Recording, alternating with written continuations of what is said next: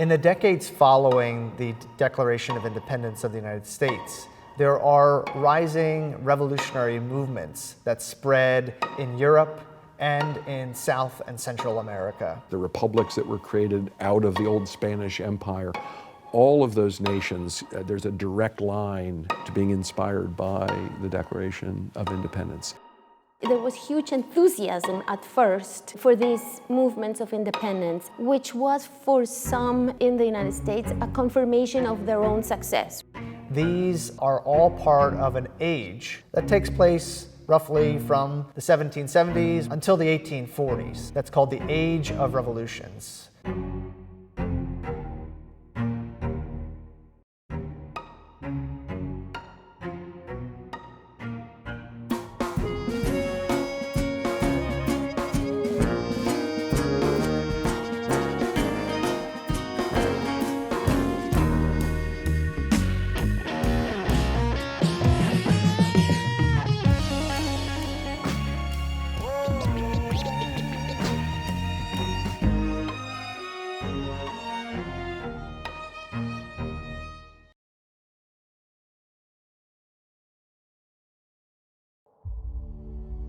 The Spanish and Portuguese empires controlled much of Latin and South America from the earliest European conquest in the late 1400s.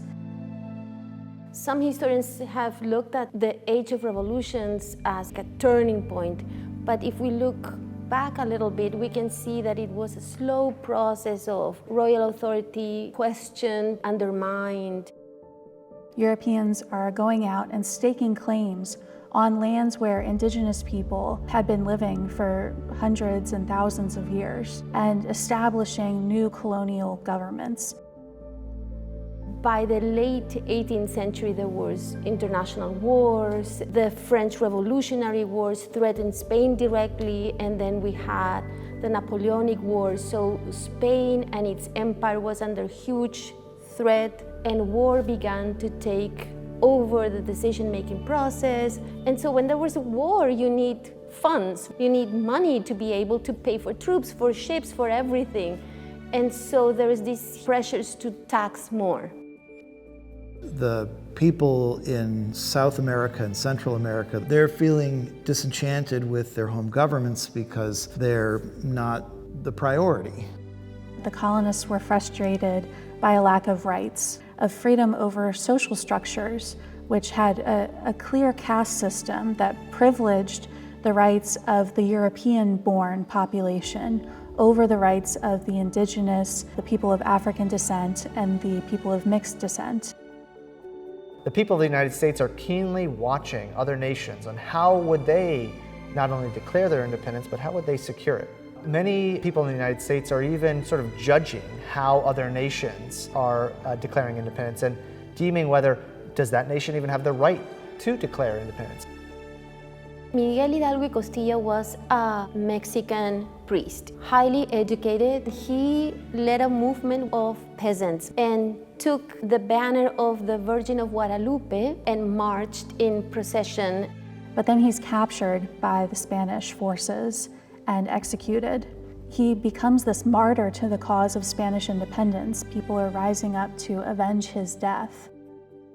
And this shows us also the role that the Catholic Church played in the Wars of Independence. If you wanted to study and you wanted to read new things, to do it under the umbrella of the church was the best way to go about it. You have revolutionaries like Simón Bolívar who rise up and lead these independence movements. Simón Bolívar was known as the great liberator of really South America. He came from Colombia and he sought out refuge in Haiti, and Haiti granted him that. And from there, he was able to go back with more soldiers in order to gain independence for not only what was Gran Colombia, but for Ecuador, Venezuela, and for other spaces in South America as well. Since the mid-18th century, communications began to happen at a much faster pace. The first printing press in the Americas was actually in Mexico City, not in British North America. Some of the printers and the political leaders of these movements had actually come to Philadelphia and come to the United States to seek support And in some cases, the United States sent printing presses and sent printers to try to support these independence movements that they felt had a similarity. On the 4th of July every year, there were toasts to independence that are recorded in the newspapers. And we can see how Americans thought about other revolutions through these toasts. We can see toasts to Simone Bolivar and toasts to Ireland and Greece, but we don't see toasts to Toussaint Louverture or Jean-Jacques Dessalines in Haiti. Well over 100 nations over the past 250 years would adopt that model to become independent via a Declaration of Independence. Perhaps the most striking example of another type of citizen using or invoking the Declaration of Independence is Ho Chi Minh. So Ho Chi Minh was a Vietnamese nationalist who had fought his entire life for Vietnamese freedom. He wrote his own Vietnamese Declaration of Independence. And in doing so, he invoked directly the American Declaration of Independence to outline his arguments for why Vietnam deserved independence from Western influence. Americans' understanding of their declaration has been a dialogue, not just among themselves and between generations, but with the world.